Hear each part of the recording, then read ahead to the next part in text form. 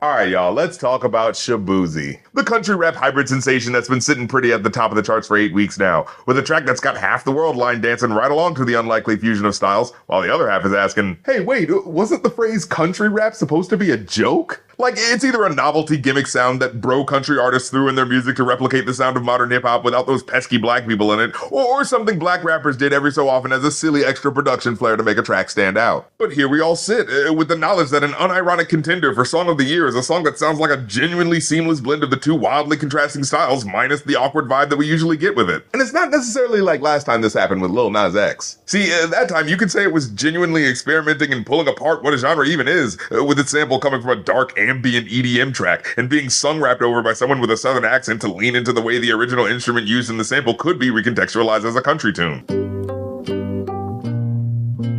Take my horse through the old town road. But whereas Nas X treated that moment as more of a stepping stone into a more genre-hopping career, listening to Shaboozey's catalog and looking at his album covers, it makes it seem like, nah, he's pretty committed to the rapping cowboy bit. Is it my fault you're lost? And honestly, I think the formula for what's making it resonate with such a large crossover audience comes down to one main thing. The track sounds like it's actually taking both genres seriously. Like, let's be real, whenever you hear a white boy bro country track, it doesn't sound like guys who grew up wanting to MC while doing country music and trying to somehow blend the two. No, it's usually a producer who got in the singer's ear and told him to make the track sound more urban. And on the rap side of things, most of the rappers whose producers throw in a slide guitar in the production timeline, they don't actually listen to Willie Nelson or give a shit about the genre of country beyond familiarity with the stereotypical aesthetics. But with this track, the country sound doesn't feel tacked on. It feels like it was crafted by someone who had their heart moved by a country song, with this folksy stomping production and thoughtfully placed strings and guitar arrangements. And on the hip-hop side of things, sure, he doesn't, really rap that much, but what mainstream rapper really does these days anyway? Nah, it's mostly singing for the first verse with a bit of a sing-song rap cadence in the second. I've been boozy since I left. I ain't changing for a check. Tell my mind I ain't forget. And sure, what's considered rapping these days is pretty nebulous, with a lot of modern rap including a layer of melody in the delivery, but before hip-hop as a genre came along, this technique was originally called Sprechstimme, which is classical music fancy speak for talk singing, where a musical line with a quick cadence would often be delivered in a spoken yet melodic way for effect, to puncture the artifice of a musical performance and make the listener really feel the emotional weight or intensity behind what's being said. But by now, we're so used to talk singing being a signifier for rap music, with hip-hop being such a universally recognized genre, it's just kind of how we perceive anyone who flows like that now. Plus, it helps when the artist is actually tuned into the genre to where they legit sound comfortable in the flow of what feels like a rap verse. Woke up drunk at 10 a.m. We gon' do this shit again. Tell your girl to bring a friend.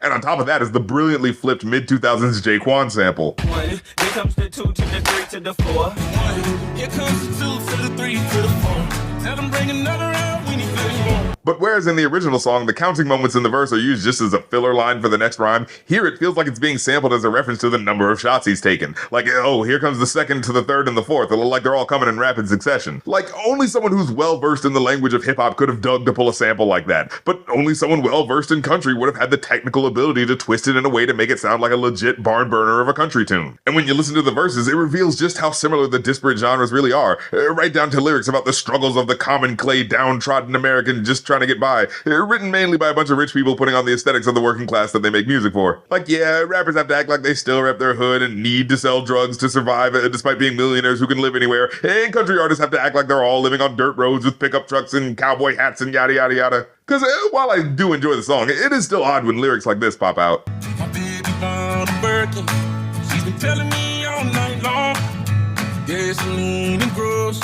The list goes on and on. Like, okay, so you're living a life worried about groceries and gas from month to month, but your girlfriend's bugging you for a bag that, from a casual Google search, on average costs tens of thousands of dollars? Either things aren't going as bad in your life as you're making them out to be, or your girlfriend's got some serious budgeting priority issues. Sure, I get it, he's playing on the girlfriend spending the guy's money trope, but a Birkin bag is just such a hyperbolic example. Like, just look at the average cost of one. These prices are fucking astronomical. It's 9 to 5 ain't work. Why the hell do I work so hard? I don't know, man. Maybe stop dating women that hang out with the fucking Kardashian sisters. You might have some extra change for yourself. I'm just saying, get you a Coach bag girl and see how that changes things. Can't worry about my problems. I can't take them when I'm gone. Also, this line hit a little odd for me too. Because usually people say you can't take it with you about things you like in life. Like, oh yeah, enjoy driving that car because, hey, can't take it with you. But saying, I don't worry about my problems because, hey, I can't take it with me when I die. Like, you shouldn't want to take your problems with you when you die, right? Or maybe he's saying it more apathetically, like, I just don't let the stresses I'm dealing with bother me, because hey, at least when I'm dead, I won't have to think about it at all anymore, right? Like, yeesh, that's some cold comfort, bro. Like, I'm sure he meant it as a mixture of both meanings in some fashion, but, you know, he just did that thing everyone sometimes does where you put a bit of a misheard twist on a common saying, but didn't really think about how the changed wording slightly rephrases the intention of what's being said. Because on its face, it's saying, I don't worry about my problems, I won't need to care about them when I'm dead. It kind of sounds like the sentiment of a person who's, you know, that's so apathetic about their life, they're probably not interested in doing shit, like, at all, much less committing the willpower to work for the kind of money it would take to pay their bills and their girlfriend's expensive purse habits. But fuck it, dude, you know homeboy's at least 4 shots deep at this point, so I can get not having the strongest grasp on sentence structures. And maybe this is the visceral truth calling to the audience that hears the song, seeking refuge in alcohol to dull your awareness of the brain-numbing reality that you're living life in a society incentivized by money that quantifies you as nothing more than what value it can extract from you. And, oh my god, did someone play this hook before I start thinking too hard about this myself?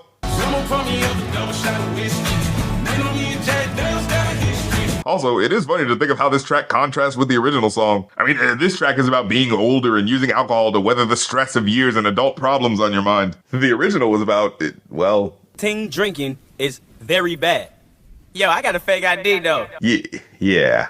So whereas Jaquan's track rings like a teenage house party anthem that revels in being irresponsible, the new song is...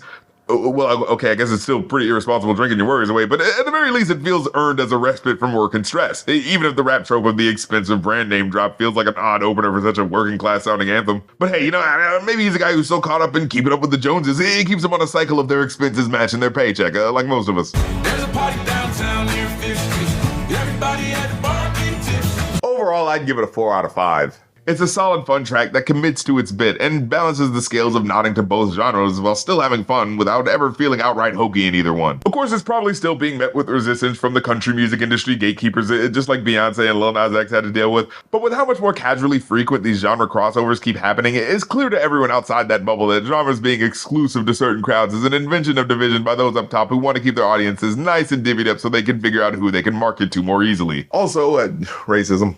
Yeah, you can thank Henry Ford and Joe McCarthy for that shit. Look it up when you have a minute. However, in this modern age of remix culture with people crossing over unconventional styles for fun, it's cool to see mainstream hits actively reflecting that dropping of musical boundaries. Well, that's the episode. And until next time, I'm the Rap Critic. You don't have to like my opinion, but this time I did like the basic bitch thing that everyone else also likes, because, you know, I sometimes the mainstream gets it right, okay?